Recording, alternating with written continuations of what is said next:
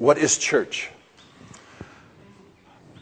Through my experience in Afghanistan of living in a Christian community that was just born out of taking people into our home and sharing our lives with them, we carried that on when we moved to Amsterdam, Holland. We welcomed people into our homes. We went out into the streets. We went to the places where people were hanging out.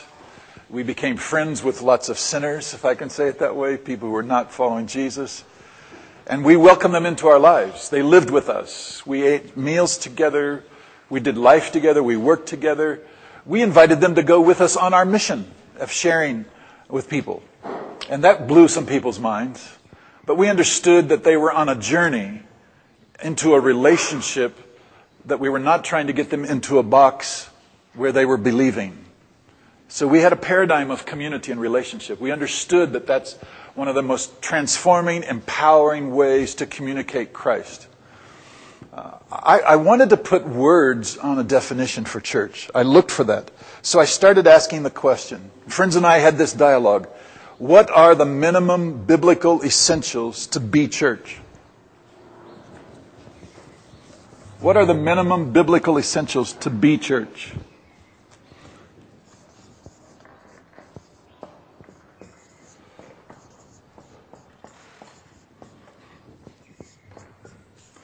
We'll just write it here on the board. Minimum biblical essentials to be church.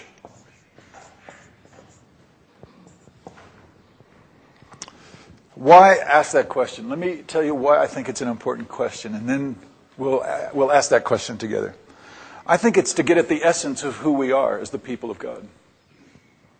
If we can identify the essence, the core, the essential parts, then we can also identify what are the non-essential parts. And that's very important for us.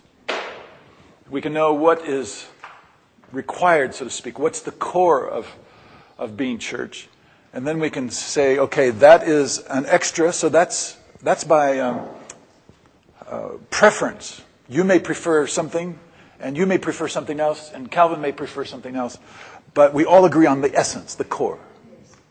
So that it comes down to practice as well as belief. There are many activities and structures and programs that we do that are good. But they still don't capture the essence of who we are as people. So there are institutions of church. There are programs of church. There are places of gathering of church. And I would say from my perspective, they're doing a lot of good. I'm not one of the guys who is mad at the church. I actually think that there's a lot of wonderful things happening all over the world, in all sizes, all denominations. I see great things happening. Yes, there are weaknesses and there are problems. But I see people coming to Christ, getting healed in many, many different ways and many different programs in the church. You know what? There are many different structures or containers for church, or models of church. I'm holding in my hand a green water bottle called Bene. And over here, there is another kind of container, and then there's still another kind of container. So I want to ask you, which is the best one? The big plastic one, the little plastic one, or the little ceramic one? It depends on how much quantity you want in it. Okay. It depends on what you want to do with it. Sorry? What's the goal? Excellent. So it depends on what you want to do with these things, and it depends on what you want to put in them. There's certain things that you could put in this container and have lots of quantity, but I wouldn't drink it. I mean, some of you might, but I might not. And we could put some things in this little container, and I might not drink it. I'm more impressed with what goes in the models of church than the models themselves. I have a preference right now, but I'll be honest with you. I meet people all over the world who do church the way I prefer, and I really don't like what they put inside their container. I've met people who do church because they're mad at the church. They're hurt and offended by church. What's that about?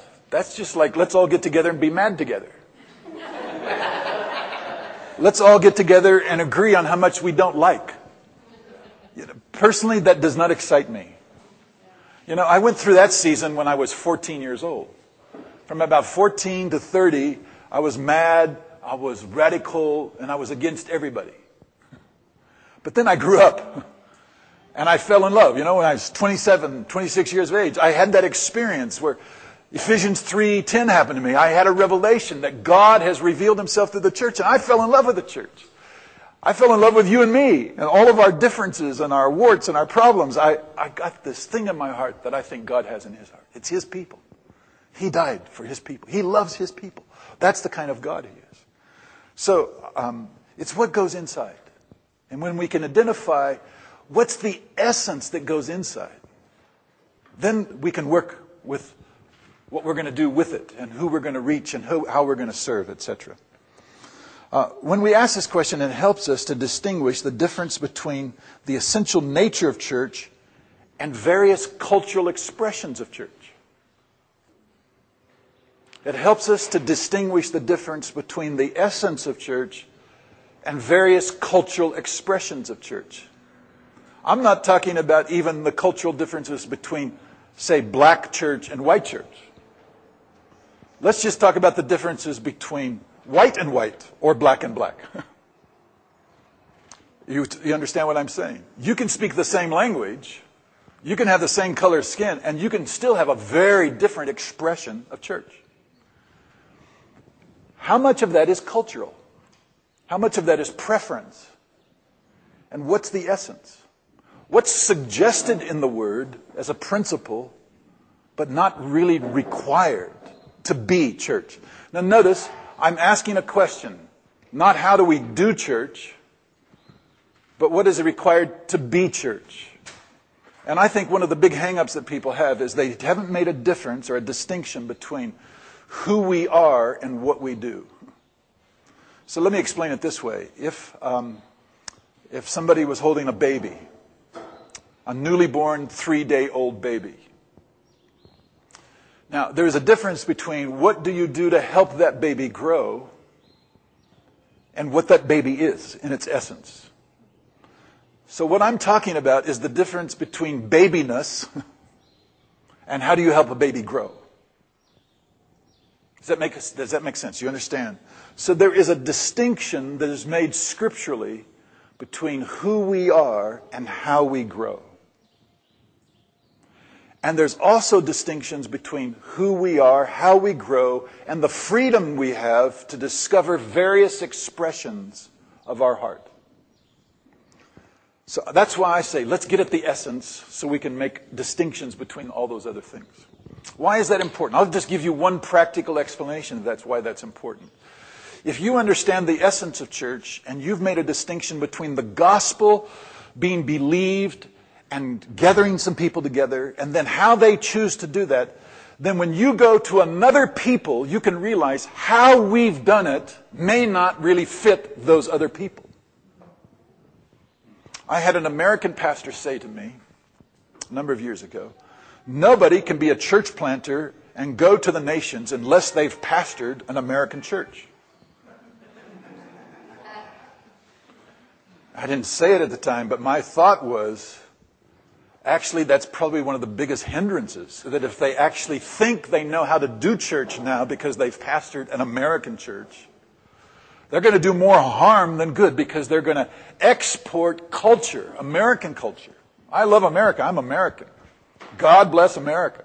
Long live McDonald's. Give me Starbucks.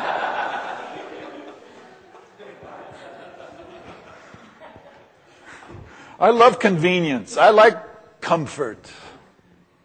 But hey, Americanness may not serve the Kikuyu people or Tibetans in Nepal.